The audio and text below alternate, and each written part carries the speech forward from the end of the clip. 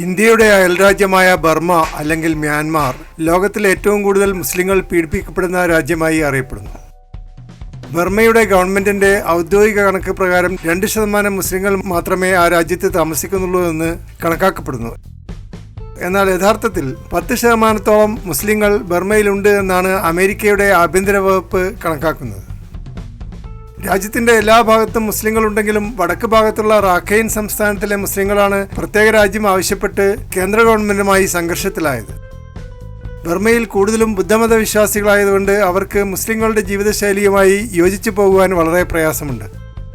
വലിയ പെരുന്നാൾ സമയത്ത് മുസ്ലിങ്ങൾ മൃഗബലി നടത്തുന്നത് ബുദ്ധമത വിശ്വാസികൾ അംഗീകരിക്കാത്തതുകൊണ്ട് തുടക്കം മുതലേ ഈ സമുദായങ്ങൾ തമ്മിൽ സംഘർഷമുണ്ടായിരുന്നു. ബ്രിട്ടീഷുകാർ ഭരിക്കുമ്പോൾ വിദേശ ഭരണത്തിനെതിരായി ബുദ്ധസന്യാസികൾ നടത്തിയ സമരങ്ങൾ പലതും ബംഗാളി വിരുദ്ധ സമരമായും മുസ്ലിം വിരുദ്ധ സമരമായും മാറുകയുണ്ടായി.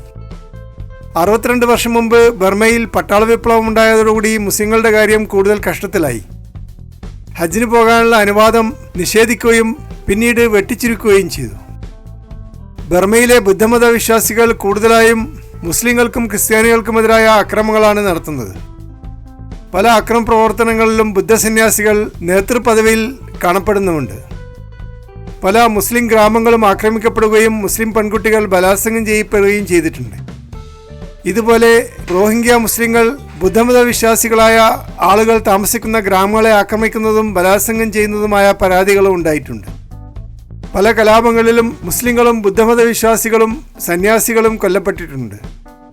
പലപ്പോഴും ഗ്രാമങ്ങൾ പൂർണ്ണമായും തീവച്ച് നശിപ്പിക്കുന്ന അവസ്ഥയിലാണ് കലാപങ്ങൾ അവസാനിക്കാറുള്ളത്. അടുത്ത കാലത്തായി റാഖൈൻ പ്രദേശത്തുള്ള മുസ്ലിം ഗ്രാമങ്ങളിലെ കടകളും പള്ളികളും വീടുകളും വ്യാപകമായി നശിപ്പിക്കപ്പെട്ടിട്ടുണ്ട്. എന്ന് മാത്രമല്ല, ബർമ്മയിലെ പട്ടാളം തന്നെ റാഖൈൻ പ്രദേശത്ത് പ്രവേശിക്കുകയും ഔദ്യോഗികമായ അനുവാദത്തോടുകൂടി ഗ്രാമങ്ങൾ ആക്രമിക്കുകയും ചെയ്തു. അതോടുകൂടി റോഹിംഗ്യ മുസ്ലിങ്ങൾ കൂട്ടം കൂട്ടമായി വിദേശ രാജ്യങ്ങളിലേക്ക് പലായനം ചെയ്തു. പല അന്താരാഷ്ട്ര സംഘടനകളും മനുഷ്യാവകാശ സംഘടനകളും ഐക്യരാഷ്ട്രസഭയും റാഖൈൻ പ്രദേശത്തുള്ള പട്ടാള നടപടിയെ വിമർശിച്ചിട്ടുണ്ട്. എങ്കിലും ഇക്കാര്യത്തിൽ ഉറച്ച നിലപാടിലാണ് ബർമീസ് ഭരണകൂടം.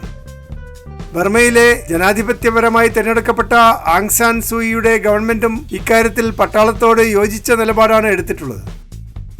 ലോകത്തിൽ ഏറ്റവും കൂടുതൽ പീഡിപ്പിക്കപ്പെട്ട ജനവിഭാഗമായി റോഹിംഗ്യ അഭയാർത്ഥികൾ മാറുന്നത് അങ്ങനെയാണ്. ബർമ്മയിൽ മുസ്ലിങ്ങൾക്കും ബുദ്ധമത വിശ്വാസികൾക്കും 2 തരം ഐഡന്റിറ്റി കാർഡുകളാണ്. ചുവപ്പ് നിറമുള്ള ഐഡന്റിറ്റി കാർഡുകൾ ബുദ്ധമത വിശ്വാസികൾക്ക് മാത്രമേ നൽകാറുള്ളൂ. മുസ്ലിങ്ങൾക്ക് വെള്ള നിറമുള്ള ഐഡന്റിറ്റി കാർഡുകളാണ് നൽകുന്നത്. അതിനർത്ഥം അവർ വിദേശികളാണ് എന്നാണ്. റോഹിംഗ്യകൾക്ക് വിദ്യാഭ്യാസത്തിനോ ജോലിക്കോ ഉള്ള അവകാശം ബർമ്മയിൽ നിഷേധിക്കപ്പെട്ടിരുന്നു. റോഹിംഗ്യ വംശജർ ബംഗ്ലാദേശ് സ്വദേശികളാണെന്നും അവരെല്ലാവരും രാജ്യം വിട്ടു പോകണമെന്നും ഗവൺമെന്റ് നിർബന്ധം പിടിച്ചു. ലക്ഷക്കണക്കിന് അഭയാർത്ഥികൾ ബംഗ്ലാദേശിൽ എത്തിച്ചേരുകയും അവർക്ക് വേണ്ട സൗകര്യങ്ങൾ ഏർപ്പാടാക്കുവാൻ ബംഗ്ലാദേശിന് സാധിക്കാതെ വരികയും ചെയ്തു. മലേഷ്യ, ഇന്തോനേഷ്യ, തായ്ലൻഡ് തുടങ്ങിയ അയൽരാജ്യങ്ങളിലേക്ക് രക്ഷപ്പെടാൻ ശ്രമിച്ച റോഹിംഗ്യൻ അഭയാർത്ഥികളെ പലപ്പോഴും കടലിലേക്ക് തള്ളിവിടുന്ന സമീപനമാണ് ഈ രാജ്യങ്ങൾ സ്വീകരിച്ചിട്ടുള്ളത്. ഇപ്പോൾ ബർമ്മയിൽ റോഹിംഗ്യ എന്ന വാക്ക് തന്നെ നിരോധിച്ചിട്ടാണുള്ളത്. ഗവൺമെന്റ് റോഹിംഗ്യ അഭയാർത്ഥികളെ ബംഗാളികൾ എന്നാണ് വിളിക്കുന്നത്. എന്നാൽ അവർ ബംഗാളികളാണെന്ന് ബംഗ്ലാദേശ് ഇതുവരെ അംഗീകരിച്ചിട്ടില്ല. ഐക്യരാഷ്ട്രസഭയുടെ ഏറ്റവും ശക്തമായ ഇടപെടലുകൾ ഇക്കാര്യത്തിൽ ഉണ്ടായിട്ടുണ്ടെങ്കിലും ബംഗ്ലാദേശി ഗവൺമെന്റും ബർമീസ് ഗവൺമെന്റും വേണ്ടത്ര സഹകരണം ഇക്കാര്യത്തിൽ വെച്ചു നീട്ടുന്നില്ല. 40,000-ഓളം റോഹിംഗ്യ അഭയാർത്ഥികൾ ഇന്ത്യയിലും കടന്നുകൂടിയിട്ടുണ്ട്. ജമ്മു കാശ്മീരിലും ഹൈദരാബാദിലും ഡൽഹിയിലുമുള്ള അഭയാർത്ഥി ക്യാമ്പുകളിൽ അവർ കഴിഞ്ഞുകൂടുന്നു. പലർക്കും ഐക്യരാഷ്ട്രസഭയുടെ ഐഡന്റിറ്റി കാർഡ് മാത്രമേ ലഭിച്ചിട്ടുള്ളൂ. പരിമിതമായ വിദേശ സഹായം കൊണ്ട് കഷ്ടപ്പെട്ട് ജീവിക്കുകയാണ് ഇന്ത്യയിലെ റോഹിംഗ്യൻ അഭയാർത്ഥികൾ. ബംഗ്ലാദേശിൽ ഇപ്പോൾ 11 ലക്ഷത്തോളം റോഹിംഗ്യ അഭയാർത്ഥികളുണ്ടെന്ന് രാഷ്ട്രപതി ഐക്യരാഷ്ട്രസഭയിൽ പ്രസംഗിക്കവേ ചൂണ്ടിക്കാണിക്കുകയുണ്ടായി. ബംഗ്ലാദേശിലെ റോഹിംഗ്യൻ അഭയാർത്ഥികൾക്ക് വേണ്ടത്ര ഭക്ഷണമോ താമസ സൗകര്യമോ ലഭിക്കുന്നില്ല. പകർച്ചവ്യാധികൾ പടർന്നു പിടിക്കുന്ന അഭയാർത്ഥി ക്യാമ്പുകളിലാണ് കൂടുതൽ റോഹിംഗ്യ അഭയാർത്ഥികളും താമസിക്കുന്നത്. എങ്കിലും ലോകബാങ്കിന്റെയും ഐക്യരാഷ്ട്രസഭയുടെയും സാമ്പത്തിക സഹായമുള്ളതുകൊണ്ട് അവർക്ക് അത്യാവശ്യം ഭക്ഷ്യവസ്തുക്കളും മരുന്നുകളും ലഭിക്കുന്നുണ്ട്.